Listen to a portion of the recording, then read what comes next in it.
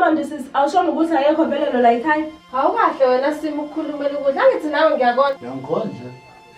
Yazo nesitete usukuphakele lokudla kwethu. Hlaze ngikusineke la wena. Angizani umngane wakho la ngilambileke mina kuzomela ukuthi uhambe uyosebenza. Uzuyangidusha. Ungangilokothi. Usungikhohle ukuthi kuba wepalesi. Awunendaba mina nokuthi uba kuphela nje kumele kugcwale. Phela umsindo ngako wani? Ngizwa ngiqhamuka le. Angiqhamuka khona. Yini konze njani? Yini? Sena bakhulumela. My sister, my favorite. Kahle nje Thabo.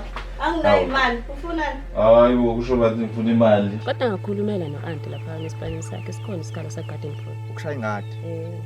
Mina garden boy.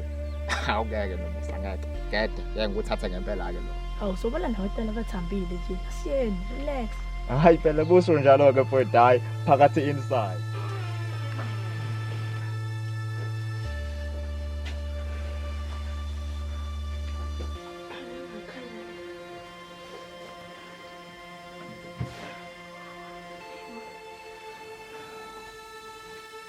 Kazi bese ngitshena ukuthi Thabo ngento encane nje ethe uyihlela lapha kubo. Silethela amakorekore la ekhaya. Wena okubona ukuthi mangigcaluze uyazilula ekseni.